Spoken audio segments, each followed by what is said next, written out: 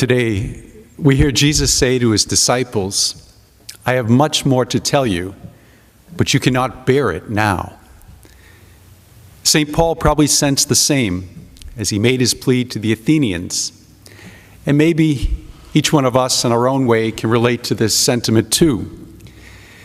This Easter season is one where each of us is being lifted up by the grace of God, lifted up to grow in faith and to spread the good news, like we've heard the apostles each day that we hear a reading from the Acts of the Apostles.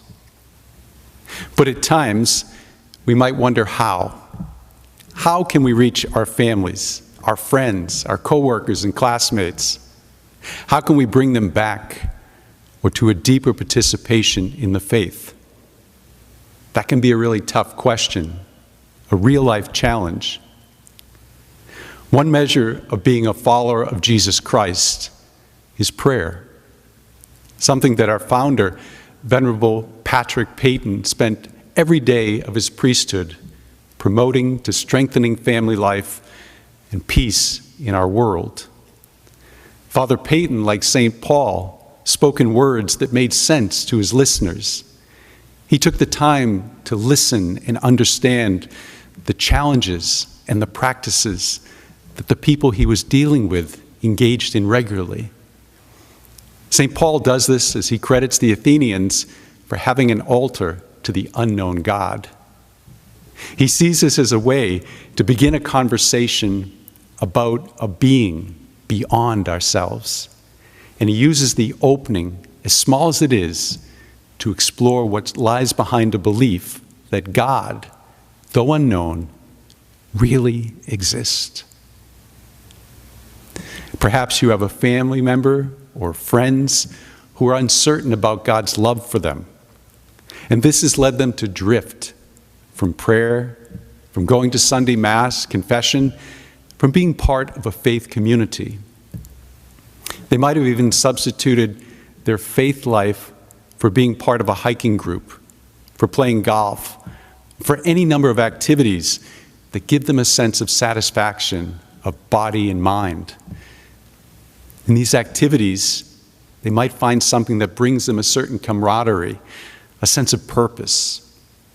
But today, St. Paul wants us to remember and to share with them is that God comes first in our lives. Any recreational or other activities shouldn't become our idol. For example, we're fools if we bow down before the golf course, if we miss Mass because of a tea time, or any other example that leads us away from giving worship and thanksgiving to God.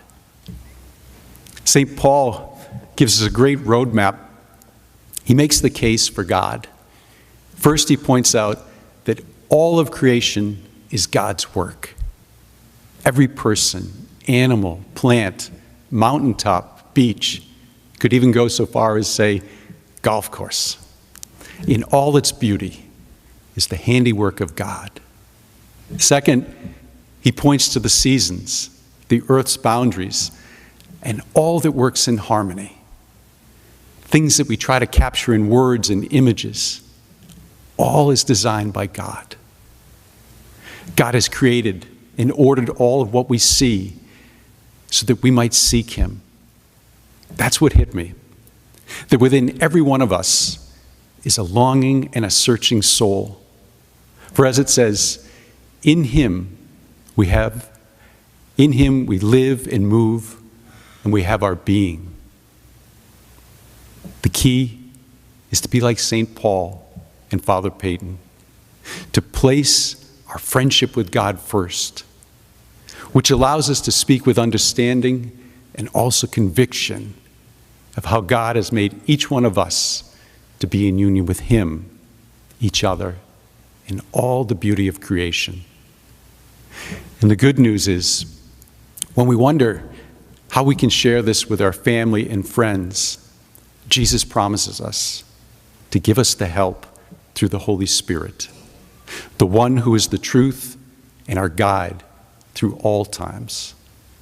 And so, my brothers and sisters, as we celebrate this Easter day, this Easter season, let us take a moment to realize the great gift we've received, and let us share this with our family and our friends, pointing to the creation of each other and all the beauty around us, and let us place God first in our lives.